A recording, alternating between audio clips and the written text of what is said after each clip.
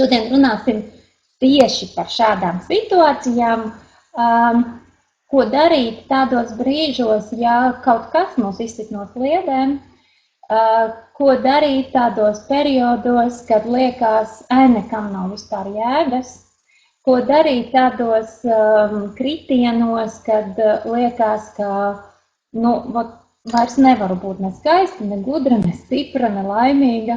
Ko vienkārši tad darīt, kur ņemt to spēku, kur ņemt motivāciju, lai patiešām mēs būtu skaistas, gudras, laimīgas un tā tālāk, bet katru dienu, ikdienas, būt laimīgai un skaistai, vai gudrai, vai sievišķīgai, vai stiprai, vai veselai, tas ir mūsu dabiskais stāvoklis. Un faktiski, ja mēs ne ar ko nesaķelējamies, nepiesārņojamies, ne no kā tādā netīra neiespaidojamies, tad dabiski mums vajadzētu būt laimīgiem katru mīļu brīdi. Jautājums ir par to, kur ņemt motivāciju vai kur ņemt spēku. Tad motivācija īstenībā rodās no tā, ka tu redzi savā acu priekšā vīziju, kādu tu gribi būt, vai kādu šo dienu tu gribi dzīvot, vai ko tu gribi sasniegt, vai ko tu gribi panākt, vai ko tu gribi izjust. Jo, ja skaidri redzēs to, ko tu gribi, tad tas mūs ļoti uzmundrina. Tieši tas ir tas, kas iedvesmo. Būtībā tā bilde jātur priekšā visu laiku. Un ja tu tā riktīgi saskati to dzīvi, kuru tu gribētu dzīvot, vai ja tu saskati to sievieti, kāda tu gribi būt, vai ja tu saskati dienu, kādu tu gribi mirkli pēc mirkļa izdzīvot, tad īstenībā tā motivācija tepat ir. Tu vari vienkārši tiekties tai pretī. Vai vēl labāk, tagad jaunajos laikos mēs runājam tā, ka mums jau nav jādara nekas. Mēs vienkārši pagaidām, lai tas mērķis mūsos var ienākt. Un, protams, ka jebkurā mirklī tu patur tiesību šo bildi mainīt, ja pēkšņi tev gribās, lai dzīve būtu savādāka. Es laiku pa laikam pie sevis domāju, ka vienu periodu man gribās, lai es esmu daudz mājās, lai es varu tā mierīgi un slinkojot, šis nav īstais vārds, drīzāk tā plūstoši un mierīgi izbaudīt visu, kas ar mani notiek. Un tad ir interesanti, ka vienā brīdī es jūtu, ka tas ir pāriem, pietiek, viss. Es tagad gribu būt cilvēkos, es tagad gribu jaunus iespējas, es tagad gribu kaut kur aizbraukt, un šeit tad es vīram saku, pat es pabraukāšu tev vienkārši līdzi, viņš brauc pa savām darīšanām, es saku, neko citu nevajag, es vienkārši pabraukāšu tev līdzi, pabūšu ar tevi, padomāšu kaut ko citu. Tātad tās bildes jau mums var mainīties. Tas nav tā, ka ja es esmu izdomājis, ka mana laime ir tikai šitāda, tad man visu laiku tā arī ir jābūt.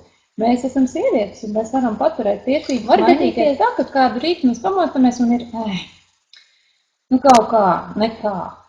Un tad, lūk, sākās tā uzskaņošanās, jo pat neviena Stradivāri vijole neskan bez noskaņošanas. Un mūsu ķermenis, un vispār visi mūsu ķermeņi, viņi ir tās Stradivāri vijoles, mums ir jāuzskaņojās.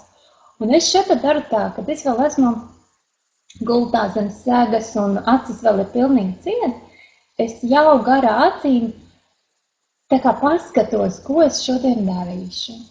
Un kas man šodien ir tāds ārkārtīgi feims, ko es gribu piedzīvot. Un kas ir tāds ļoti laimīgs, kas ar mani notiks. Un tad vēl gultā, pilnīgi nevarot acis vaļā, es jau tā kā savienojos ar Dievu un pasaku viņam paldies, ka es vispār esmu pamodusies un ka man ir uzdāvināta tā jaunā diena. Katrā brīdī ir jāizdara apzināta izvēle, lai mēs saprotam, ka katrā brīdī mēs patiešām gribam būt laimīgi.